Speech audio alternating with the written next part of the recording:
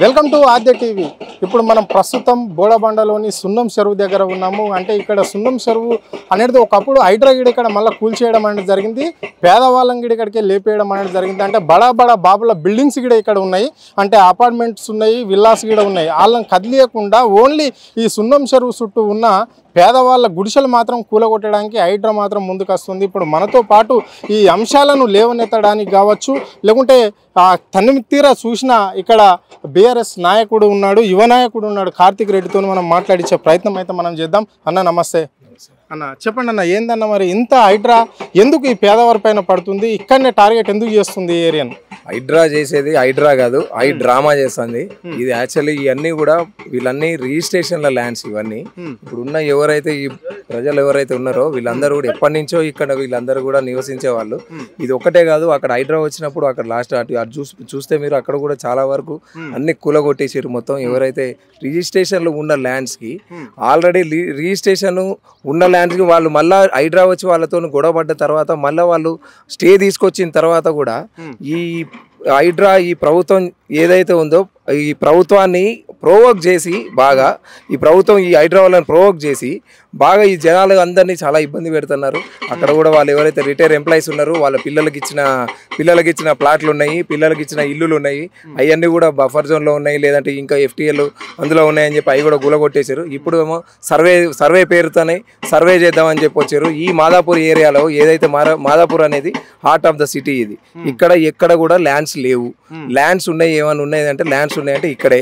ఇది ఎక్కడ కూడా హైదరాబాద్లో ఎక్కడ కూడా జరగట్లేదు. ఎక్కడ కూడా ఈ హైడ్రా అనేది ఏ పని కూడా చేయట్లేదు. ఓన్లీ ఇక్కడ సున్నం చెరువు దగ్గరనే ఎందుకు అంత ఇంట్రెస్ట్ అనేది మాకు కూడా అర్థమైతలేదు. అంటే ఇక్కడ గతంలో ఒకసారి ఇక్కడ కూల్చేయడం అనేది జరిగింది. అందులో పేదవాళ్ళ ఇండ్లు ఉన్నాయి, 100-150 గజాలు 50 గజాల నుంచి ఇక్కడ ఏదో చిన్న గూళ్ళు కట్టుకొని వీళ్ళు ఇక్కడ నివాసం చేస్తూ ఏదో అడ్డల మీద పనిచేస్తూ ఇళ్ళలో పనిచేస్తూ జీవనం వెలసాయించారు. ఇక్కడ విల్లాలు కనిపిస్తున్నాయి. ఆ విల్లాలల్లో కూడా ఇక్కడ ఒక 4-5-7 విల్లాలు పోతున్నాయి అని చెప్పారు. మరి అక్కడ వీటిని ఎందుకు కదిలియలేకపోతుంది ప్రభుత్వం? ఓన్లీ పేదల మీద ఎందుకు పడుతుంది? అంటే వాళ్ళు మరి ఏమైనా స్టే తెచ్చుకుర్రేమో అదైతే మాకు తెలియదు. కానీ ఇప్పుడు ఏంటంటే ప్రతి చోట హైడ్రా ఇదివరకు హైడ్రా చేసింది. తర్వాత బీఆర్ఎస్ ప్రభుత్వం గట్టిగా మాట్లాడేసరికి దాని మీదనే కాన్సన్ట్రేషన్ చేసేసరికి ఒక ప్రభుత్వం మీద వ్యతిరేకత ఉన్న ప్రభుత్వం మాట్లాడేసరికి ఎందుకు దీని మీదకి వెళ్ళటం అని చెప్పి కొన్ని రోజులు ఆపిన తర్వాత ఇప్పుడేమో ఈ ప్రభుత్వం ఏదైతే ఉందో ఈ యొక్క ధోరణి అనేది ఈ ప్రభుత్వానికి ఎప్పుడైనా కూడా ప్రజలకి ఏదైనా మంచి చేయాలా కానీ అన్యాయంగా ప్రజలు వీళ్ళందరూ కూడా ఇప్పుడు ఎవరైతే ఉన్నారో వీళ్ళందరూ కూడా రోడ్డు మీదకి వచ్చిన పరిస్థితి ఉంది.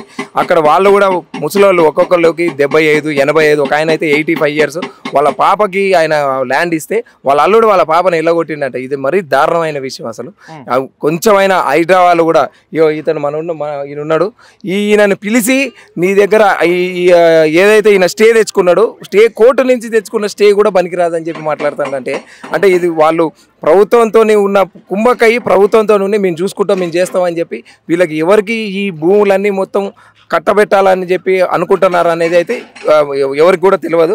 కానీ ఇక్కడ హైదరాబాద్లో మాత్రం ఓన్లీ హైడ్రా పనిచేసేది సున్నం చెరువు దగ్గర మాత్రమే పనిచేస్తుంది. సార్ అన్న, ఇప్పటి వరకు ఎంతమంది బాధితులు ఉన్నారు? మరి దీనికి ఇప్పటికే కూలిపోయిన వాళ్ళు ఉన్నారు కదా, ఇప్పుడు మళ్ళీ ఎంతమందిని టార్గెట్ చేసి కూలగొట్టవలసిన అవసరం వస్తుంది హైడ్రాకు? దీని అంటే ఎవరుండి నడిపిస్తున్నారు? ఎందుకు మరి సున్నం చెరువు టార్గెట్ అవుతుంది వాళ్ళకు, ప్రభుత్వానికి కావచ్చు కాంగ్రెస్ నాయకులకు కావచ్చు? అంటే 72 ప్లాట్లు ఉన్నాయి మొత్తము.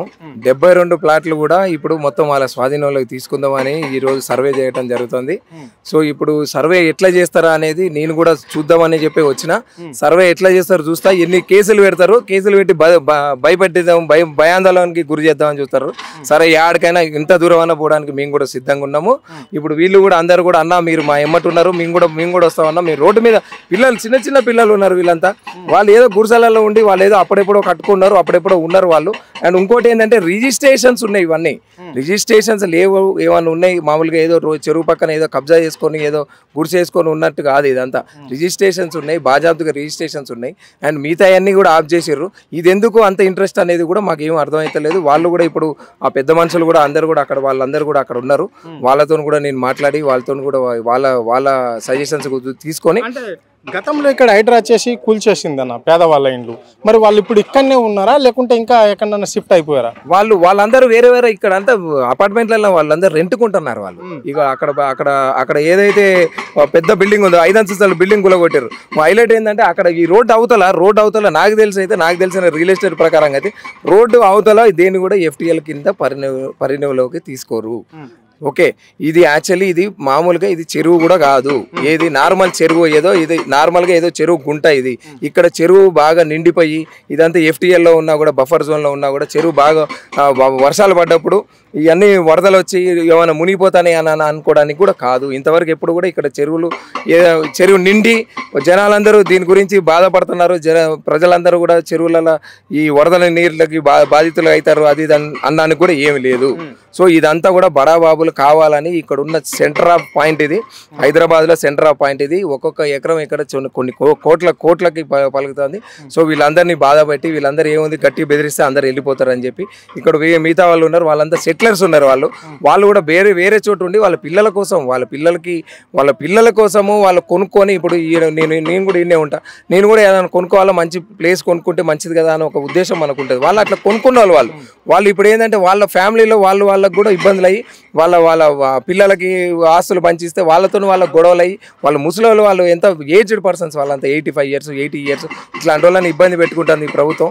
ఈ ఖచ్చితంగా రేవంత్ రెడ్డికి అందరి ఎవరైతే ఉంటారో వీళ్ళందరూ ఉసురు ఖచ్చితంగా తగులుతుంది రేవంత్ రెడ్డి. అంటే మీరు ముందు ఏ విధంగా ఏం చేయాలనుకుంటున్నారు? ఇప్పుడు సర్వే చేయడం అనేది జరిగింది, అంటే మీ అంటే ఈ జనాలు ఉన్నారు, మీరున్నారు, మరి ఏం చేయాలనుకుంటున్నారు? ఈ పబ్లిక్ని పేదవాళ్ళకి మినిమం 70 ప్లాట్లు ఉన్నాయని చెప్తున్నారు కదా, మరి ఇప్పుడు ఎట్లా ఉండబోతుంది? హైడ్రా కాదు కూడదు వెళ్ళిపోవాలి ఈడికెళ్ళని చెప్తే మీ డిమాండ్స్ ఏంటి? మేము డిమాండ్స్ ఏం లేదన్నా. ఇప్పుడు ఆబ్వియస్గా మేమైతే 72 ప్లాట్లు ఏదైతే మేము తీసుకోవడానికి వాళ్ళు తీసుకుంటే మేము తీసుకొని ఇవ్వడానికి మేమైతే ముందుకు లేము. మేము వాళ్ళకి అడ్డుపడతాము డెఫినెట్గా. వాళ్ళు ఏం కేసులు పెడతారో పెట్టుకొని వాళ్ళు కూడా అందరు వస్తారు. వీళ్ళు ఎవరైతే ఉన్నారో బాధితులు ఎవరైతే ఉన్నారో వాళ్ళు కూడా వస్తారు. ఎందుకంటే వాళ్ళకు అండగా BRS పార్టీ ఉంది, వాళ్ళ అండగా నేను కూడా ఉన్నా. సో వాళ్ళు ఏం కేసులు పెట్టుకుంటారో పెట్టుకొని సర్వే వాళ్ళు చేసుకుంటే ఉత్తుత్త సర్వే అవన్నీ పరిణామాలకి తీసుకునేవి కావు. వాళ్ళు సర్వేలు చేసుకొని ఇంకేమైనా చేసుకొని వచ్చి వాళ్ళు ఎవరన్నా కూడా వీళ్ళందరూ ప్లాట్లు ఉత్త పుణ్యానికి తీసుకుంటే ఊకునేది అయితే లేదు. Okay, right.